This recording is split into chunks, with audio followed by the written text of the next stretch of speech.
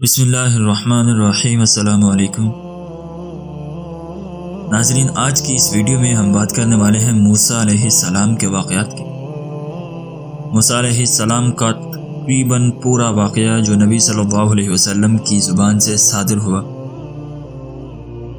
Video میں آگے بڑھنے سے پہلے آپ سے گزارش ہے کہ ویڈیو بنانے میں بہت محنت لگتی ہے، تو پلیز ویڈیو کو لائک اور چینل کو سبسکرائب ضرور کر دیجیے کریے۔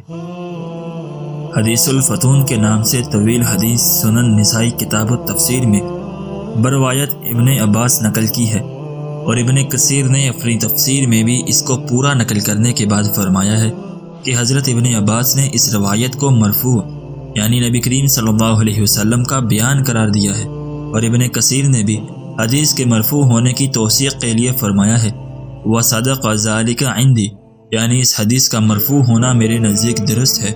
پھر اس کے لیے ایک دلیل بھی بیان فرمائی، لیکن اس کے بعد یہ بھی نقل فرمایا ہے کہ ابن جری اور ابن ابی حاتم نے بھی اپنی تفسیروں میں یہ روایت نقل کی ہے، مگر وہ موقوف یعنی ابن عباس کا اپنا کلام ہے۔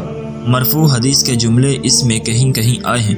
ایسا معلوم ہوتا ہے کہ ابن عباس نے یہ روایت کعب احبار سے لی ہے، جیسا کہ بہت سے مواقع میں ایسا ہوا ہے، مگر ابن کثیر جیسے ناقد حدیث اور نسائی جیسے امام حدیث اس کو مرفوع مانتے ہیں، اور جنہوں نے مرفوع تسلیم نہیں کیا وہ بھی اس کے مضمون پر کوئی نکیر نہیں کرتے، اور اکثر حصہ اس کا تو خود قرآن کریم کی آیات میں ہوا ہے، اس لیے پوری حدیث کا ترجمہ لکھا جاتا ہے، جس میں حضرت موسیٰ علیہ السلام کے تفصیلی قصے کے ضمن میں بہت سے علمی اور عملی فوائد بھی ہیں۔ حدیث الفتون بسند امام نسائی رحمۃ اللہ علیہ قاسم ابن ابی ایوب فرماتے ہیں کہ مجھے سعید بن جبیر نے خبر دی کہ میں نے حضرت عبداللہ بن عباس سے اس آیت کی تفسیر دریافت کی جو حضرت موسیٰ علیہ السلام کے بارے میں آئی ہے، یعنی وَفَتَنَّاكَ فُتُونًا۔ میں نے دریافت کیا کہ اس میں فتون سے کیا مراد ہے۔ ابن عباس نے فرمایا کہ سنو، ایک روز فرعون اور اس کے ہم نشینوں میں اس بات کا ذکر آیا کہ اللہ تعالیٰ نے حضرت ابراہیم علیہ السلام سے وعدہ فرمایا ہے کہ ان کی ذریت میں انبیاء اور بادشاہ پیدا فرمائیں گے۔ بعد شرکائے مجلس نے کہا کہ ہاں، بنی اسرائیل تو اس کے منتظر ہیں، جس میں ان کو ذرا شک نہیں کہ ان کے اندر کوئی نبی اور رسول پیدا ہوگا، اور پہلے ان لوگوں کا خیال تھا کہ وہ نبی یوسف بن یعقوب علیہ السلام ہیں۔ جب ان کی وفات ہو گئی تو کہنے لگے کہ ابراہیم علیہ السلام سے جو وعدہ کیا گیا تھا یہ اس کے مصداق نہیں، کوئی اور نبی اور رسول پیدا ہوگا جو اس وعدے کو پورا کرے گا۔ فرعون نے یہ سنا تو اس کو فکر لاحق ہو گئی کہ اگر بنی اسرائیل میں جن کو اس نے غلام بنا رکھا تھا کوئی نبی اور رسول پیدا ہو گیا تو وہ ان کو مجھ سے آزاد کرائے گا۔ اس لیے حاضرین مجلس سے دریافت کیا کہ اس آفت سے بچنے کا کیا راستہ ہے۔ یہ لوگ آپس میں مشورے کرتے رہے اور انجام کار سب کی رائے اس پر متفق ہو گئی کہ بنی اسرائیل میں جو لڑکا پیدا ہو اس کو ذبح کر دیا جائے۔ اس کے لیے ایسے سپاہی مقرر کر دیے جائیں جن کے ہاتھوں میں چھریاں تھیں، اور وہ بنی اسرائیل کے ایک ایک گھر میں جا کر دیکھتے تھے، جہاں کوئی لڑکا نظر آیا اس کو ذبح کر دیا۔ کچھ عرصہ یہ سلسلہ جاری رہنے کے بعد ان کو یہ ہوش آیا کہ ہماری سب خدمتیں اور محنت مشقت کے کام تو بنی اسرائیل انجام دیتے ہیں، اگر یہ سلسلہ قتل کا جاری رہا تو ان کے بوڑھے تو اپنے موت مر جائیں گے، اور بچے ذبح ہوتے رہے تو آئندہ بنی اسرائیل میں کوئی مرد نہ رہے گا جو ہماری خدمتیں انجام دے گا۔ نتیجہ یہ ہوگا کہ سارے مشقت کے کام ہمیں خود ہی کرنا پڑیں گے۔ اس لیے اب یہ رائے ہوئی کہ ایک سال میں پیدا ہونے والے لڑکوں کو چھوڑ دیا جائے، دوسرے سال میں پیدا ہونے والوں کو ذبح کر دیا جائے۔ اس طرح بنی اسرائیل میں کچھ جوان بھی رہیں گے جو اپنے بوڑھوں کی جگہ لے سکیں، اور ان کی تعداد اتنی زیادہ بھی نہیں ہوگی جس سے فرعونی حکومت کو خطرہ ہو سکے۔ یہ بات سب کو پسند آئی اور یہی قانون نافذ کر دیا گیا۔ اب حق تعالیٰ کی قدرت و حکمت کا ظہور اس طرح ہوا کہ حضرت موسیٰ علیہ السلام کی والدہ کو ایک حمل اس وقت ہوا جب کہ بچوں کو زندہ چھوڑ دینے کا سال تھا۔ اس میں حضرت ہارون علیہ السلام پیدا ہوئے۔ فرعونی قانون کی روح سے ان کے لیے کوئی خطرہ نہیں تھا۔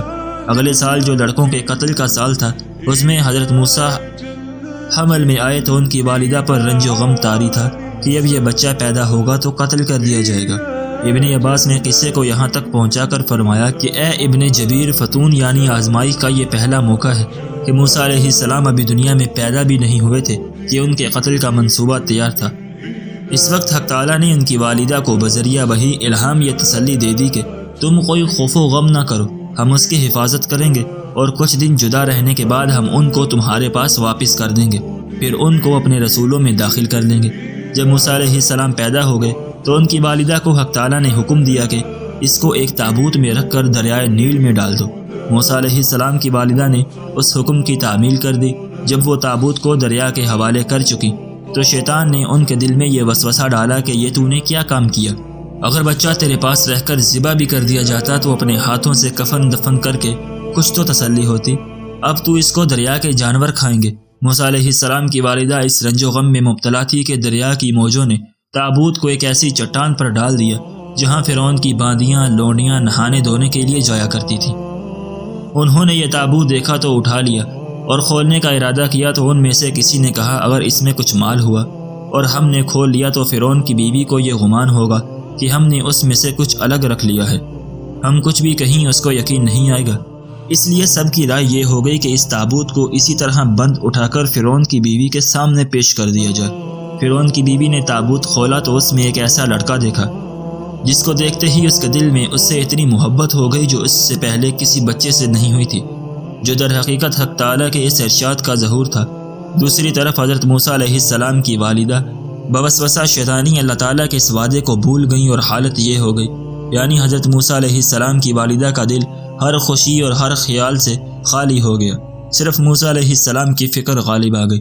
ادھر جب لڑکوں کے قتل پر مامور پولیس والوں کو فرعون کے گھر میں ایک لڑکا آ جانے کی خبر ملی تو وہ چھریاں لے کر فرعون کی بیوی کے پاس پہنچ گئے کہ یہ لڑکا ہمیں دو تاکہ ذبح کر دے۔ ابن عباس نے یہاں پہنچ کر پھر ابن جبیر کو مخاطب کیا کہ اے ابن جبیر، فتون یعنی آزمائش کا دوسرا واقعہ یہ ہے۔ فرعون کی بیوی نے ان لشکری لوگوں کو جواب دیا کہ ابھی ٹھہرو، کہ صرف اس ایک لڑکے سے تو بنی اسرائیل کی قوت نہیں بڑھ جائے گی، میں فرعون کے پاس جاتی ہوں اور اس بچے کی جاں بخشی کراتی ہوں، اگر فرعون نے اس کو بخش دیا تو یہ بہتر ہوگا ورنہ تمہارے معاملے میں دخل نہ دوں گی، یہ بچہ تمہارے حوالے ہوگا۔ یہ کہہ کر وہ فرعون کے پاس گئی اور کہا کہ یہ بچہ میری اور تمہاری آنکھوں کی ٹھنڈک ہے۔ فرعون نے کہا کہ ہاں، تمہاری آنکھوں کی ٹھنڈک ہونا تو معلوم ہے مگر مجھے اس کی کوئی ضرورت نہیں۔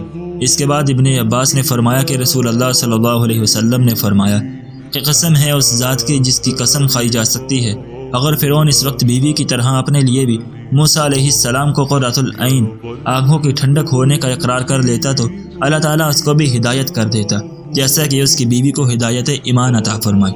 بہرحال بیوی کے کہنے سے فرعون نے اس لڑکے کو قتل سے آزاد کر دیا۔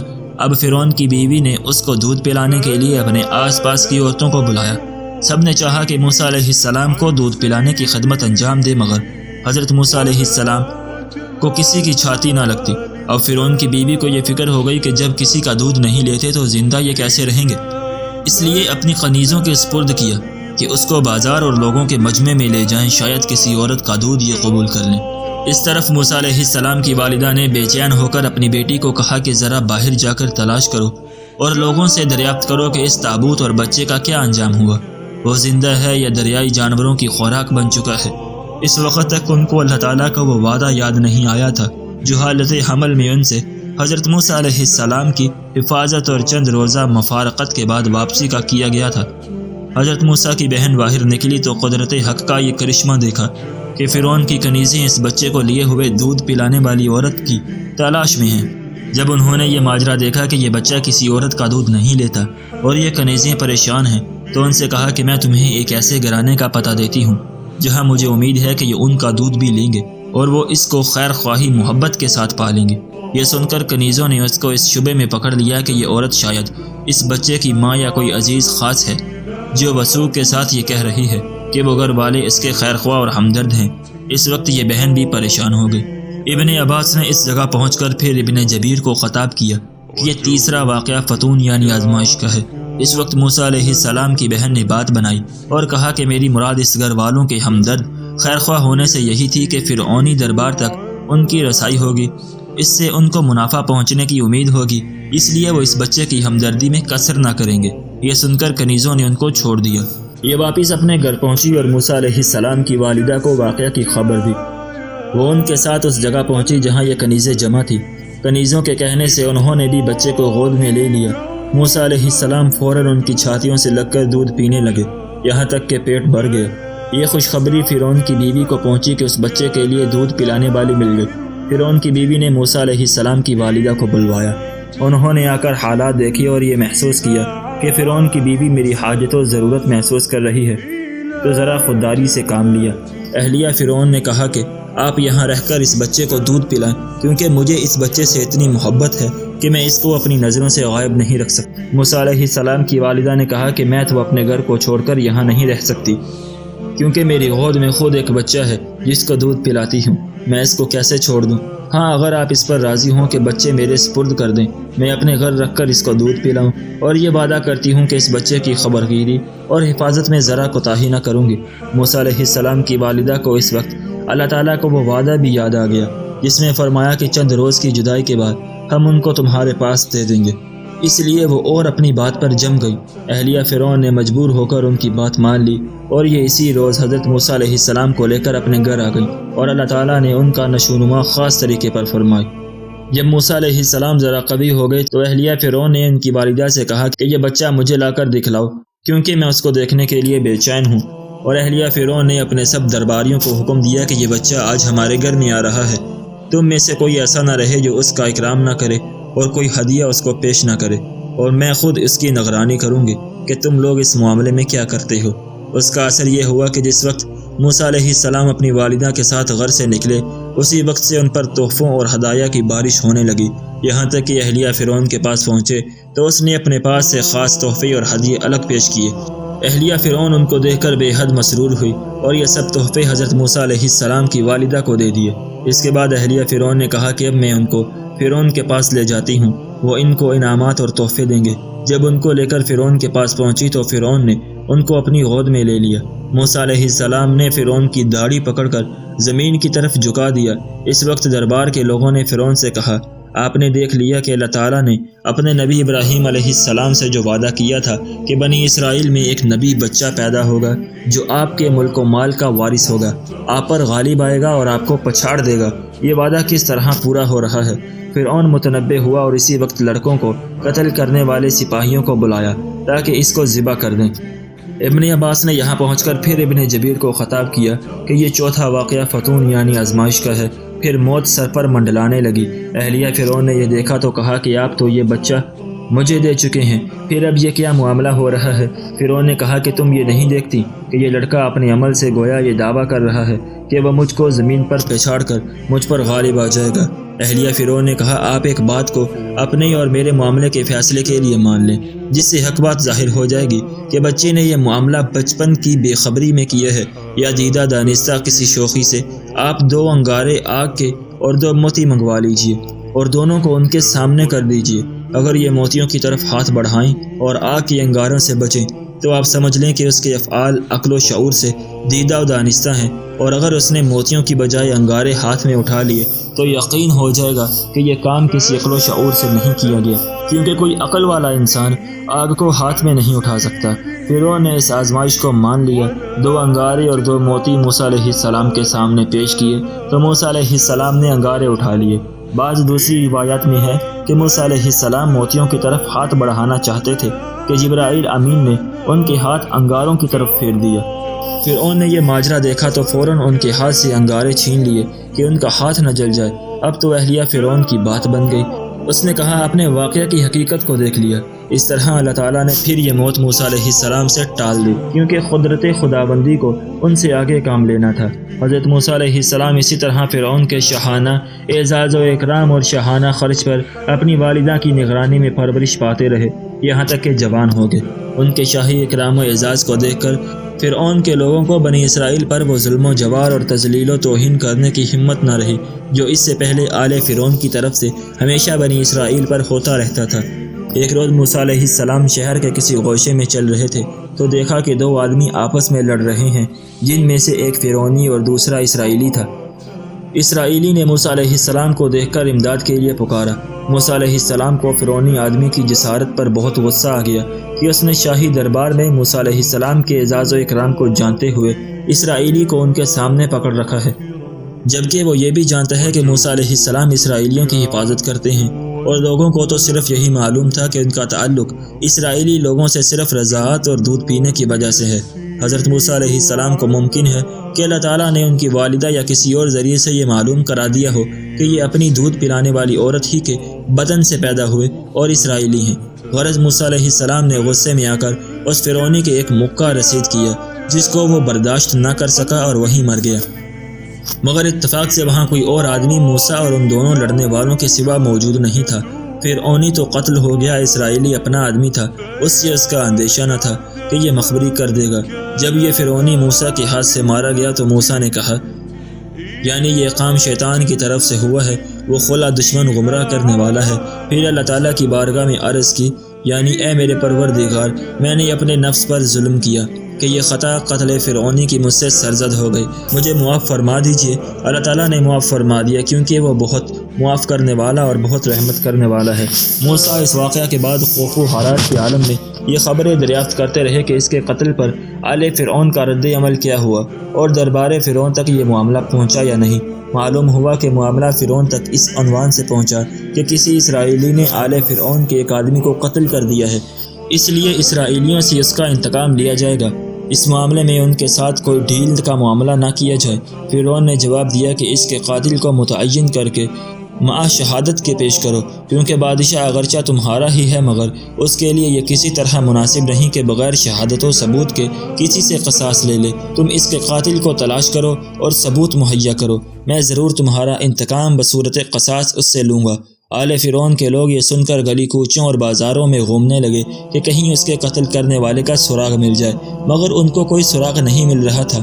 اچانک یہ واقعہ پیش آیا کہ اگلے روز موسیٰ علیہ السلام گھر سے نکلے تو اسی اسرائیلی کو دیکھا کہ کسی دوسرے فرعونی شخص سے مقاتلہ کرنے میں لگا ہوا ہے، اور پھر اس اسرائیلی نے موسیٰ علیہ السلام کو مدد کے لیے پکارا، مگر موسیٰ علیہ السلام کل کے واقعہ پر ہی نادم ہو رہے تھے اور اس وقت اسی اسرائیلی کو پھر لڑتے ہوئے دیکھ کر اس پر ناراض ہوئے کہ خطا اس کی معلوم ہوتی ہے، یہ جھگڑالو آدمی ہے اور لڑتا ہی رہتا ہے۔ مگر اس کے باوجود موسیٰ علیہ السلام نے ارادہ کیا کہ فرعونی شخص کو اس پر حملہ کرنے سے روکیں، لیکن اسرائیلی کو بھی بطور تنبیہ کے کہنے لگے، تو نے کل بھی جھگڑا کیا تھا، آج پھر لڑ رہا ہے، تو ہی ظالم ہے۔ اسرائیلی نے موسیٰ علیہ السلام کو دیکھا کہ وہ آج بھی اسی طرح غصے میں ہے جیسے کل تھے، تو اس کو موسیٰ علیہ السلام کے ان الفاظ سے یہ شبہ ہو گیا کہ یہ آج مجھے ہی قتل کر دیں گے، تو فوراً بول اٹھا کہ اے موسیٰ، کیا تم چاہتے ہو کہ مجھے قتل کر ڈالو جیسے کل تم نے ایک شخص کو قتل کر دیا تھا؟ یہ باتیں ہونے کے بعد یہ دونوں ایک دوسرے سے الگ ہو گئے، مگر فرعونی شخص نے آل فرعون کے ان لوگوں کو جو کل کے قاتل کی تلاش میں تھے جا کر یہ خبر پہنچا دی کہ خود اسرائیلی نے موسیٰ علیہ السلام کو کہا ہے کہ تم نے کل ایک آدمی قتل کر دیا ہے۔ یہ خبر دربار فرعون تک فوراً پہنچائی گئی۔ فرعون نے اپنی سپاہی موسیٰ کو قتل کرنے کے لیے بھیج دیے۔ یہ سپاہی جانتے تھے کہ وہ ہم سے بچ کر کہاں جائیں گے۔ اطمینان کے ساتھ شہر کی بڑی سڑک سے موسیٰ کی تلاش میں نکلے۔ اس طرف ایک شخص کو موسیٰ علیہ السلام کے متبعین میں سے جو شہر کے کسی بعید حصے میں رہتا تھا، اس کو خبر لگی کہ فرعونی سپاہی موسیٰ علیہ السلام کی تلاش میں بغرض قتل نکل چکے ہیں۔ اس نے کسی گلی کوچے کے چھوٹے راستے سے آگے پہنچ کر حضرت موسیٰ کو خبر دی۔ یہاں پہنچ کر پھر ابن عباس نے ابن جبیر کو خطاب کی کہ اے ابن جبیر، یہ 5واں واقعہ فتون یعنی آزمائش کا ہے کہ موت سر پر آ چکی تھی، اللہ نے اس سے نجات کا سامان کر دیا۔ حضرت موسیٰ علیہ السلام یہ خبر سن کر فوراً شہر سے نکل گئے اور مدین کی طرف رخ پھر گیا۔ یہ آج تک شاہی ناز و نعمت میں پلے تھے، کبھی محنت و مشقت کا نام نہ لیا تھا۔ مصر سے نکل کھڑے ہوئے مگر راستہ بھی کہیں کا نہ جانتے تھے، مگر اپنے رب پر بھروسہ تھا کہ امید ہے کہ میرا رب مجھے راستہ دکھائے گا۔ جب شہر مدین کے قریب پہنچے تو شہر سے باہر ایک کنویں پر لوگوں کا اجتماع دیکھا جو اس پر اپنے جانوروں کو پانی پلا رہے تھے، اور دیکھا کہ 2 عورتیں اپنی بکریوں کو سمیٹے ہوئے الگ کھڑی ہیں۔ موسیٰ علیہ السلام نے ان عورتوں سے پوچھا کہ تم الگ کیوں کھڑی ہو؟ انہوں نے جواب دیا کہ ہم سے یہ تو ہو نہیں سکتا کہ ہم ان سب لوگوں سے مزاحمت اور مقابلہ کریں، اس لیے ہم انتظار میں ہیں کہ جب یہ سب لوگ فارغ ہو جائیں تو جو کچھ بچا ہوا پانی مل جائے گا اس سے ہم اپنا کام نکالیں گے۔ موسیٰ علیہ السلام نے ان کی شرافت دیکھ کر خود ان کے لیے کنویں سے پانی نکالنا شروع کر دیا۔ اللہ تعالیٰ نے قوت و طاقت بخشی تھی، بڑی جلدی ان کی بکریوں کو سیراب کر دیا۔ یہ عورتیں اپنی بکریاں لے کر اپنے گھر گئی اور موسیٰ علیہ السلام ایک درخت کے سایہ میں چلے گئے اور اللہ تعالیٰ سے دعا کی کہ اے میرے پروردگار، میں محتاج ہوں، اسی نعمت کا جواب میری طرف بھیجیں۔ مطلب یہ تھا کہ کھانے کا اور ٹھکانے کا کوئی انتظام ہو جائے۔ یہ لڑکیاں جب روزانہ کے وقت سے پہلے بکریوں کو سیراب کر کے گھر پہنچی تو ان کے والد کو تعجب ہوا اور فرمایا آج تو کوئی نئی بات ہے۔ لڑکیوں نے موسیٰ علیہ السلام کے پانی کھینچنے اور پلانے کا قصہ والد کو سنا دیا۔ والد نے ان میں سے ایک کو حکم دیا کہ جس شخص نے یہ احسان کیا ہے اس کو یہاں بلا لاؤ۔ وہ بلا لئی۔ والد نے موسیٰ علیہ السلام سے ان کے حالات دریافت کیے اور فرمایا یعنی اب آپ خوف و ہراس اپنے دل سے نکال لیجئے۔ آپ ظالموں کے ہاتھ سے نجات پا چکے ہیں۔ ہم نہ فرعون کی سلطنت میں ہیں، نہ اس کا ہم پر کچھ حکم چل سکتا ہے۔ اب ان دو لڑکیوں میں سے ایک نے اپنے والد سے کہا، ابا جان ان کو آپ ملازم رکھ لیجئے، کیونکہ ملازمت کے لیے بہترین آدمی وہ ہے جو قوی بھی ہو اور امانت دار بھی۔ والد کو اپنی لڑکی سے یہ بات سن کر غیرت سی آئی کہ میری لڑکی کو یہ کیسے معلوم ہوا کہ یہ قوی بھی ہیں اور امین بھی۔ اس لیے اس سے سوال کیا کہ تمہیں ان کی قوت کا اندازہ کیسے ہوا اور ان کی امانت داری کس بات سے معلوم کی؟ لڑکی نے عرض کیا کہ ان کی قوت کا مشاہدہ تو ان کے کنویں سے پانی کھینچنے کے وقت ہوا کہ سب چرواہوں سے پہلے انہوں نے اپنا کام کر لیا، دوسرا کوئی ان کے برابر نہیں آ سکا۔ اور امانت کا حال اس طرح معلوم ہوا کہ جب میں ان کو بلانے کے لیے گئی اور اول نظر میں جب انہوں نے دیکھا کہ میں ایک عورت ہوں تو فوراً اپنا سر نیچا کر لیا اور اس وقت تک سر نہیں اٹھایا جب تک کہ میں نے ان کو آپ کا پیغام نہیں پہنچا دیا۔ اس کے بعد انہوں نے مجھ سے فرمایا کہ تم میرے پیچھے پیچھے چلو، مگر مجھے اپنے گھر کا راستہ پیچھے سے بتلاتی رہو، اور یہ بات صرف وہی مرد کر سکتا ہے جو امانت دار ہو۔ والد کو لڑکی کی اس دانشمندانہ بات سے مسرت ہوئی اور اس کی تصدیق فرمائی اور خود بھی ان کے بارے میں قوت و امانت کا یقین ہو گیا۔ اس وقت لڑکیوں کے والد نے، جو اللہ کے رسول حضرت شعیب علیہ السلام تھے، موسیٰ علیہ السلام سے کہا، آپ کو یہ منظور ہے کہ میں ان دونوں لڑکیوں میں سے ایک کا نکاح آپ سے کر دوں، جس کی شرط یہ ہوگی کہ آپ 8 سال تک ہمارے یہاں مزدوری کریں، اور اگر آپ 10 سال پورے کر دیں تو اپنے اختیار سے کر دیں، بہتر ہوگا، مگر ہم یہ پابندی آپ پر عائد نہیں کرتے تاکہ آپ پر زیادہ مشقت نہ ہو۔ حضرت موسیٰ علیہ السلام نے اس کو منظور فرما لیا، جس کی روح سے موسیٰ علیہ السلام پر صرف 8 سال کی خدمت بطور معاہدہ کے لازم ہو گئی، باقی 2 سال کا وعدہ اختیاری رہا۔ اللہ تعالیٰ نے اپنے پیغمبر موسیٰ سے وہ وعدہ بھی پورا کر 10 سال پورے کرا دیے۔ شعیب بن جبیر رحمۃ اللہ علیہ فرماتے ہیں کہ ایک مرتبہ ایک نصرانی عالم مجھے ملا، اس نے سوال کیا کہ تم جانتے ہو کہ موسیٰ علیہ السلام نے دونوں میعادوں میں سے کون سی میعاد پوری فرمائی؟ میں نے کہا کہ مجھے معلوم نہیں، کیونکہ اس وقت تک ابن عباس کی یہ حدیث مجھے معلوم نہ تھی۔ اس کے بعد ابن عباس سے ملا، ان سے سوال کیا، انہوں نے فرمایا کہ 8 سال کی میعاد پورا کرنا تو موسیٰ علیہ السلام پر واجب تھا، اس میں کچھ کمی کرنے کا تو احتمال ہی نہیں، اور یہ بھی معلوم ہونا چاہیے کہ اللہ تعالیٰ کو اپنے رسول کا اختیاری وعدہ بھی پورا کرنا ہی منظور تھا، اس لیے 10 سال کی میعاد پوری کی۔ اس کے بعد میں اس نصرانی عالم سے ملا اور اس کو یہ خبر دی تو اس نے کہا کہ تم نے جس شخص سے یہ بات دریافت کی ہے کیا وہ تم سے زیادہ علم والے ہیں؟ میں نے کہا بے شک وہ بہت بڑے عالم اور ہم سب سے افضل ہیں۔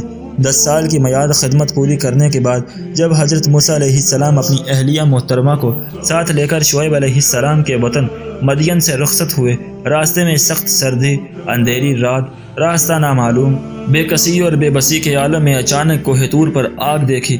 پھر وہاں جانے اور حیرت انگیز مناظر کے بعد معجزہ عزا دین بیزا اور اس کے ساتھ منصب نبوت و رسالت عطا ہونے کے بعد، جس کا قصہ قرآن میں گزر چکا ہے، حضرت موسیٰ علیہ السلام کو یہ فکر ہوئی کہ میں فرعونی دربار کا ایک مفرور ملزم قرار دیا گیا ہوں، مجھ سے قبطی کا قصاص لینے کا حکم وہاں سے ہو چکا ہے، اب اس کے پاس دعوت رسالت لے کر جانے کا حکم ہوا ہے۔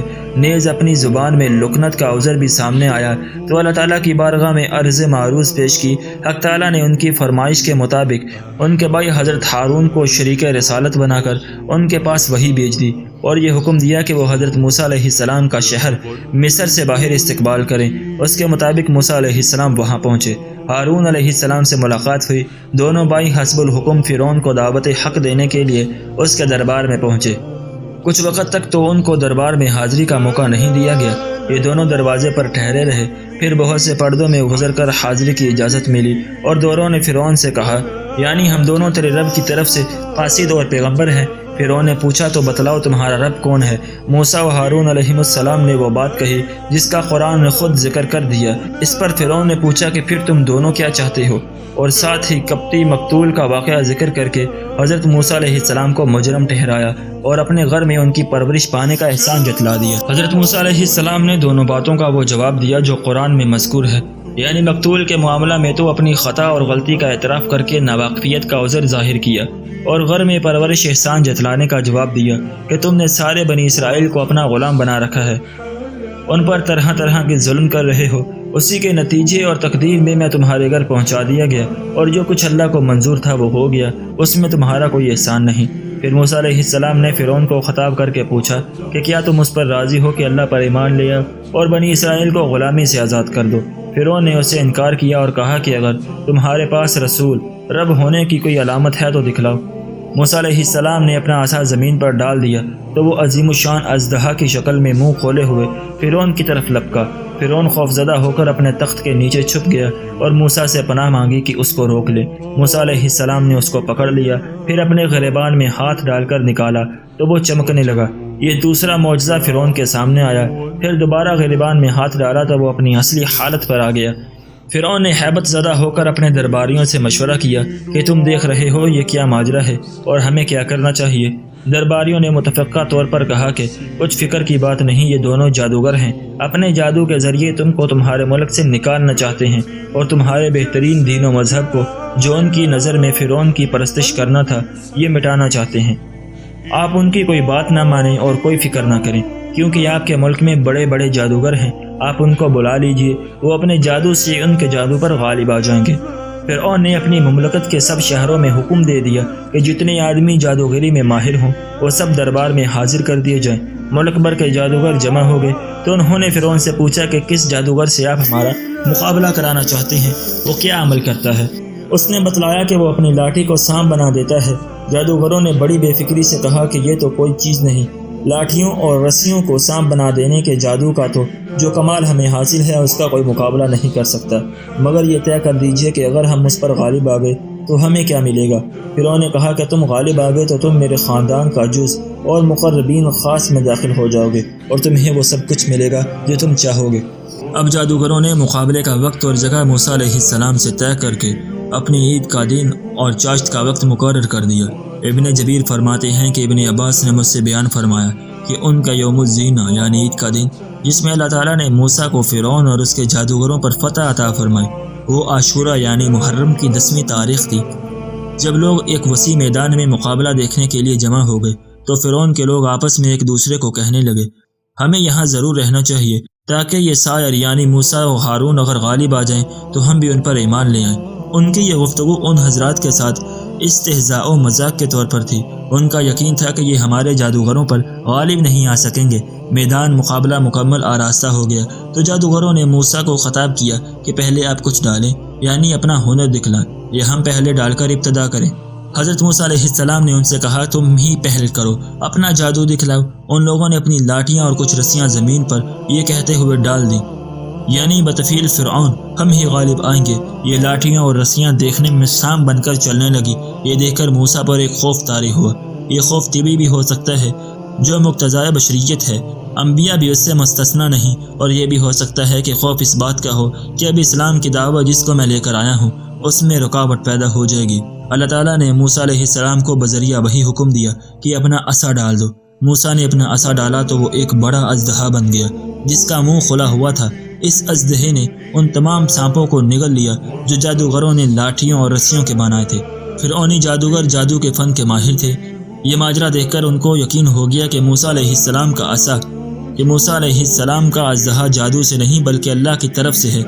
اس لیے جادوگروں نے اسی وقت اعلان کر دیا کہ ہم اللہ پر اور موسیٰ علیہ السلام کے لائے ہوئے دین پر ایمان لے آئے اور ہم اپنے پچھلے خیالات و عقائد سے توبہ کرتے ہیں۔ اس طرح اللہ تعالیٰ نے فرعون اور اس کے ساتھیوں کی کمر توڑ دی اور انہوں نے جو جال پھیلایا تھا وہ سب باطن ہو گیا۔ فرعون اور اس کے ساتھی مغلوب ہو گئے اور ذلت و رسوائی کے ساتھ اس میدان سے پسپا ہوئے۔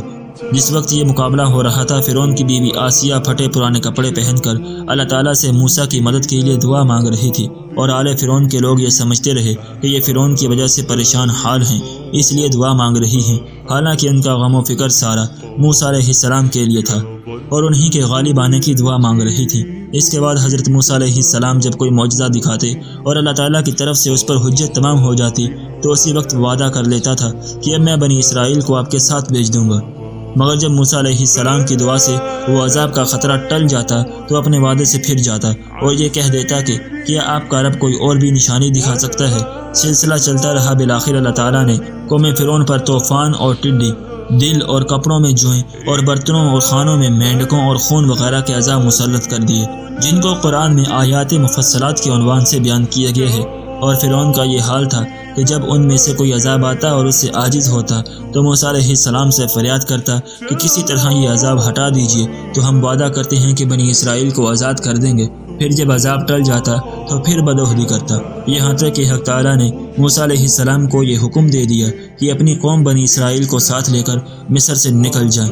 حضرت موسیٰ علیہ السلام ان سب کو لے کر رات کے وقت شہر سے نکل گئے۔ فرعون نے جب صبح کو دیکھا کہ یہ سب چلے گئے تو اپنی فوج تمام اطراف سے جمع کر کے ان کے تعاقب میں چھوڑ دی۔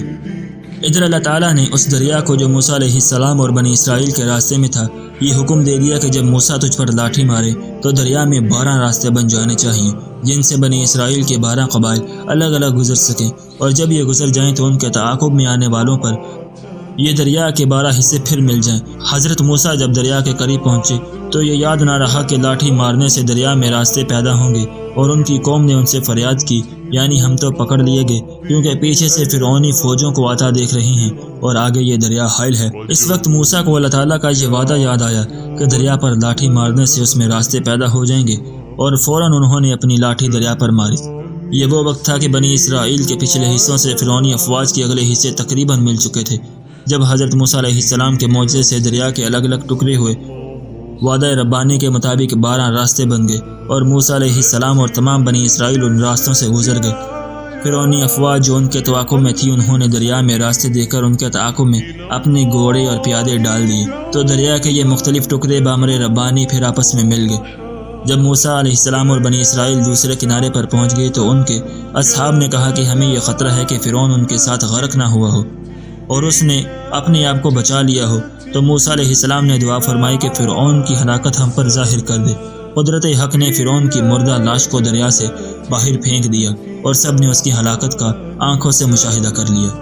اس کے بعد یہ بنی اسرائیل موسیٰ علیہ السلام کے ساتھ آگے چلے تو راستے میں ان کا گزر ایک قوم پر ہوا جو اپنے بنائے ہوئے بتوں کی عبادت اور پرستش کر رہے تھے۔ تو یہ بنی اسرائیل موسیٰ علیہ السلام سے کہنے لگے، اے موسیٰ، ہمارے لیے بھی کوئی ایسا ہی معبود بنا دیجیے جیسے انہوں نے بہت سے معبود بنا رکھے ہیں۔ موسیٰ علیہ السلام نے فرمایا کہ تم عجیب قوم ہو کہ ایسی جہالت کی باتیں کرتے ہو۔ یہ لوگ جو بتوں کی عبادت میں مشغول ہیں ان کی عبادت برباد ہونے والی ہے۔ موسیٰ نے فرمایا کہ تم اپنے پروردگار کے اتنے معجزات اور اپنے اوپر انعامات دیکھ چکے ہو، پھر بھی تمہارے جاہلانہ خیالات نہیں بدلے۔ یہ کہہ کر حضرت موسیٰ علیہ السلام اپنے ان ساتھیوں کے یہاں سے آگے بڑھے اور ایک مقام پر جا کر ان کو ٹھہرا دیا اور فرمایا، تم سب یہاں ٹھہرو، میں اپنے رب کے پاس جاتا ہوں۔ 30 دن کے بعد واپس آ جاؤں گا اور میرے پیچھے ہارون میرے نائب و خلیفہ رہیں گے، ہر کام میں ان کی اطاعت کرنا۔ موسیٰ علیہ السلام ان سے رخصت ہو کر کوہ طور پر تشریف لے گئے اور اشارہ ربانی سے 30 دن رات کا مسلسل روزہ رکھا تاکہ اس کے بعد کلام ربانی سے مستفید ہو سکیں، مگر 30 دن رات کے مسلسل روزے سے جو ایک قسم کی بو روزہ دار کے منہ میں ہو جاتی ہے، یہ فکر ہوئی کہ اس بو کے ساتھ اللہ تعالیٰ سے شرف ہم کلامی نامناسب ہے، تو پہاڑی گھاس کے ذریعے مسواک کر کے منہ صاف کر لیا۔ جب بارگاہ حق میں حاضر ہوئے تو اللہ تعالیٰ کی طرف سے ارشاد ہوا کہ تم نے افطار کیوں کر لیا، اور اللہ تعالیٰ کو معلوم تھا کہ موسیٰ علیہ السلام نے کچھ کھایا پیا نہیں بلکہ صرف منہ صاف کر لینے کو پیغمبرانہ امتیاز کی بنا پر افطار کرنے سے تعبیر فرمایا۔ حضرت موسیٰ علیہ السلام نے اس حقیقت کو سمجھ کر عرض کیا کہ اے میرے پروردگار، مجھے یہ خیال ہوا کہ آپ سے ہم کلام ہونے کے لیے منہ کی بو دور کر کے صاف کر لوں۔ حکم ہوا کہ موسیٰ، کیا تمہیں خبر نہیں کہ روزہ دار کے منہ کی بو ہمارے نزدیک مشک کی خوشبو سے بھی زیادہ محبوب ہے؟ اب آپ لوٹ جائیے اور 10 دن مزید روزے رکھیے، پھر ہمارے پاس آئیے۔ موسیٰ علیہ السلام نے حکم کی تعمیل کی۔ ادھر جب موسیٰ علیہ السلام کی قوم بنی اسرائیل نے دیکھا کہ مقررہ مدت 30 روز گزر گئے اور موسیٰ علیہ السلام واپس نہیں آئے تو ان کو یہ بات ناگوار ہوئی۔ ادھر حضرت ہارون علیہ السلام نے موسیٰ کے رخصت ہونے کے بعد اپنی قوم میں ایک خطبہ دیا کہ قوم فرعون کے لوگوں کی بہت سی چیزیں جو تم نے عاریتاً مانگ رکھی تھی یا انہوں نے تمہارے پاس ودیعت امانت رکھوا رکھی تھی، وہ سب تم اپنے ساتھ لے آئے ہو، اگرچہ تمہاری بھی بہت سی چیزیں قوم فرعون کے پاس رعایت اور ودیعت کی تھیں، اور آپ لوگ یہ سمجھ رہے ہیں کہ ان کی یہ چیزیں ہماری چیزوں کے معاوضہ میں ہم نے رکھ لی ہیں۔ اگر میں اس کو حلال نہیں سمجھتا کہ ان کی عاریت اور ودیعت کا سامان تم اپنے استعمال میں لاؤ، اور ہم اس کو واپس بھی نہیں کر سکتے، اس لیے ایک گڑا خطبہ کر سب کو حکم دیا کہ یہ چیزیں خواہ زیور ہو یا دوسرے استعمال کی اشیاء سب اس گڑھے میں ڈال دو۔ ان لوگوں نے اس کی تعمیل کی۔ ہارون علیہ السلام نے اس سارے سامان کے اوپر آگ جلوا دی۔ جب یہ سارا سامان جل گیا اور فرمایا کہ اب یہ نہ ہمارا رہا نہ ان کا۔ ان کے ساتھ ایک شخص سامری ایک ایسی قوم کا فرد تھا جو گائیں کی پرستش کیا کرتے تھے۔ یہ بنی اسرائیل میں سے نہ تھا، مگر جب حضرت موسیٰ اور بنی اسرائیل مصر سے نکلے تو یہ بھی ان کے ساتھ ہو لیا۔ ان کو یہ عجیب اتفاق پیش آیا کہ اس نے جبرائیل علیہ السلام کا ایک اثر دیکھا، یعنی جہاں ان کا قدم پڑتا ہے اس میں زندگی اور نمو پیدا ہو جاتی ہے۔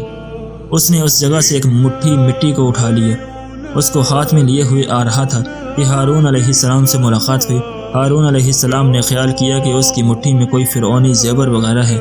اس سے کہا کہ جس طرح سب نے اس گڑھے میں ڈالا ہے تم بھی ڈال دو۔ اس نے کہا یہ تو اس رسول جبرائیل کے نشان قدم کی مٹی ہے جس نے تمہیں دریا سے پار کرایا ہے، اور میں اس کو کسی طرح نہ ڈالوں گا بجز اس کے کہ آپ یہ دعا کریں کہ میں جس مقصد کے لیے ڈالوں گا مقصد پورا ہو جائے۔ ہارون علیہ السلام نے دعا کا وعدہ کر لیا۔ اس نے وہ مٹھی مٹی کے اس گڑھے میں ڈال دی اور حسب وعدہ ہارون علیہ السلام کی دعا کی کہ یا اللہ جو کچھ سامری چاہتا ہے وہ پورا کر دیجیے۔ جب وہ دعا کر چکے تو سامری نے کہا کہ میں تو یہ چاہتا ہوں کہ یہ سونا چاندی لوہا پیتل جو کچھ اس گڑھے میں ڈالا گیا ہے ایک گائے کا بچڑا بن جائے۔ ہارون علیہ السلام دعا کر چکے تھے اور وہ قبول ہو چکی تھی۔ جو کچھ زیورات اور تانبا پیتل لوہا اس میں ڈالا گیا تھا سب کا ایک بچڑا بن گیا جس میں کوئی روح تو نہ تھی مگر گائے کی طرح آواز نکالتا تھا۔ حضرت ابن عباس نے اس روایت کو نقل کرتے ہوئے فرمایا کہ واللہ وہ زندہ آواز نہیں تھی بلکہ ہوا اس کے پچھلے حصے سے داخل ہو کر منہ سے نکلتی تھی، اس سے یہ آواز پیدا ہوتی تھی۔ یہ عجیب و غریب قصہ دیکھ کر بنی اسرائیل کئی فرقوں میں تقسیم ہو گئے۔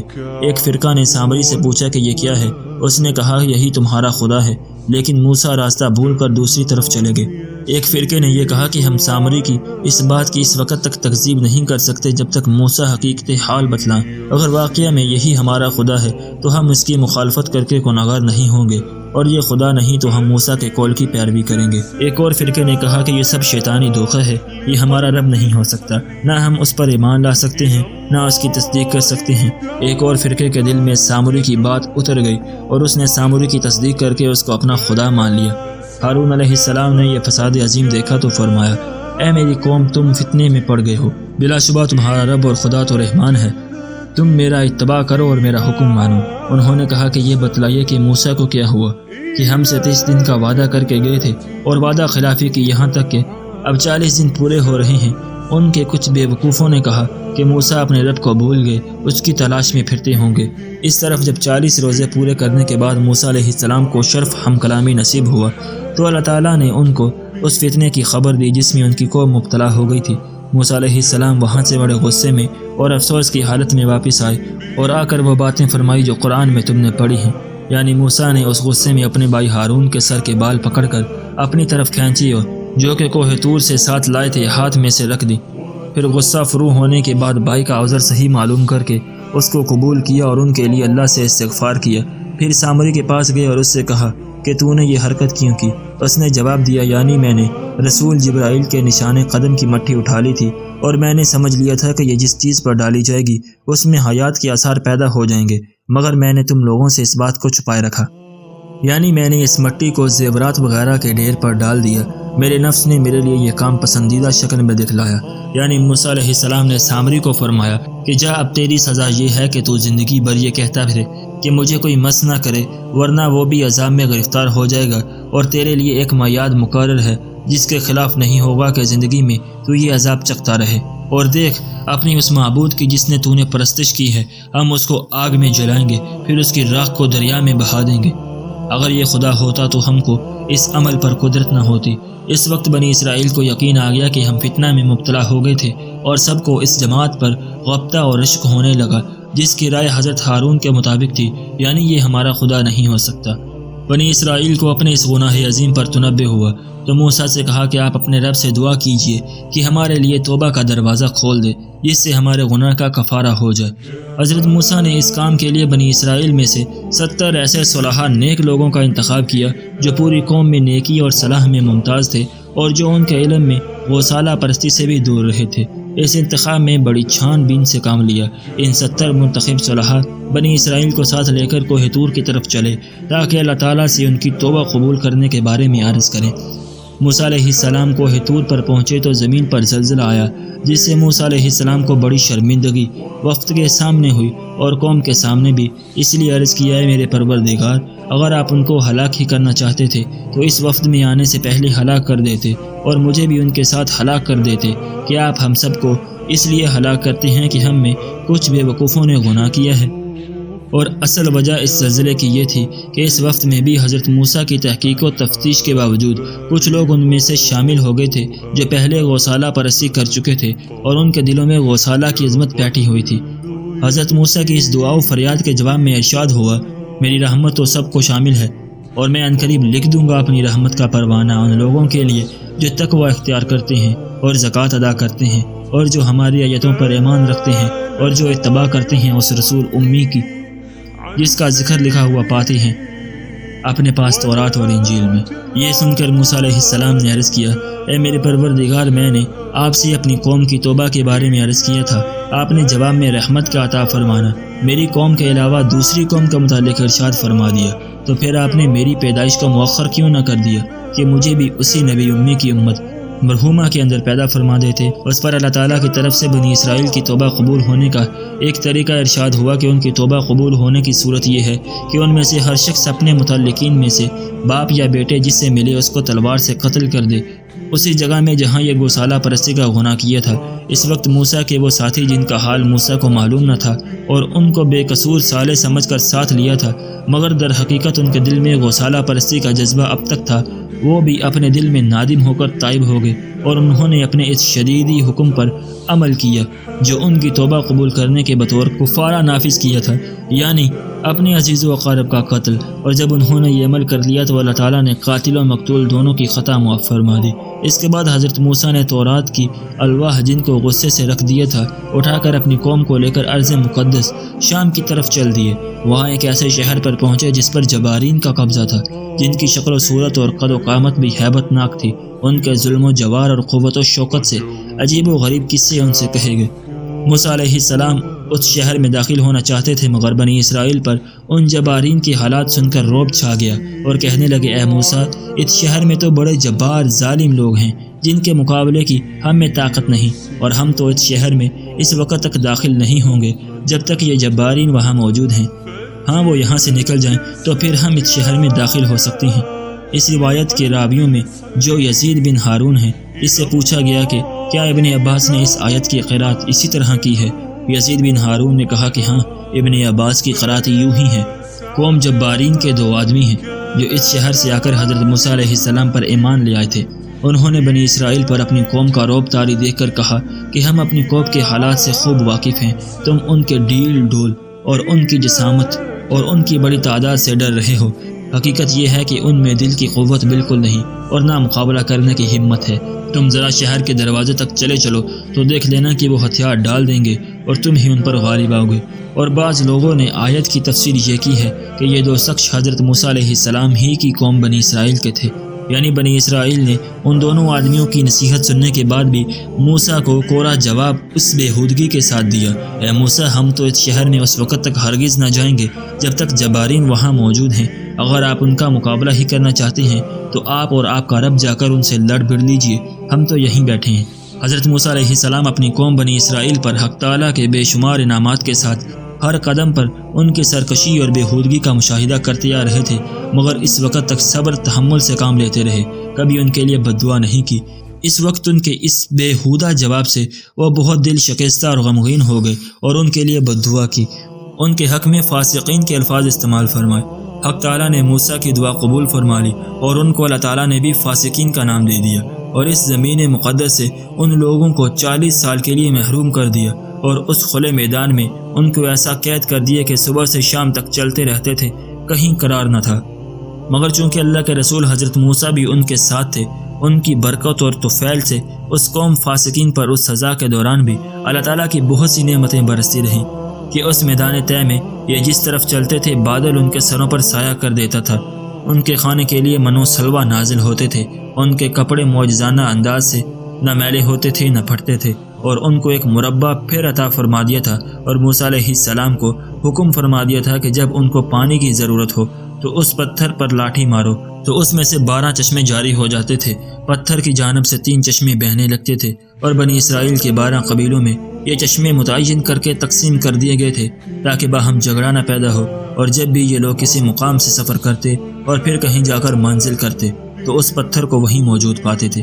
حضرت ابن عباس نے اس حدیث کو مرفوع کر کے رسول اللہ صلی اللہ علیہ وسلم کا ارشاد قرار دیا ہے، اور میرے نزدیک یہ درست ہے، کیونکہ حضرت معاویہ نے ابن عباس کو یہ حدیث روایت کرتے ہوئے سنا تو اس بات کو منکر اور غلط قرار دیا جو اس حدیث میں آیا کہ حضرت موسیٰ نے جس قبطی کو قتل کیا تھا اور اس کا سراغ قوم فرعون کو نہیں مل رہا تھا تو اس کی مخبری اس دوسرے فرعونی شخص نے کی جس سے دوسرے روز یہ اسرائیلی لڑ رہا تھا۔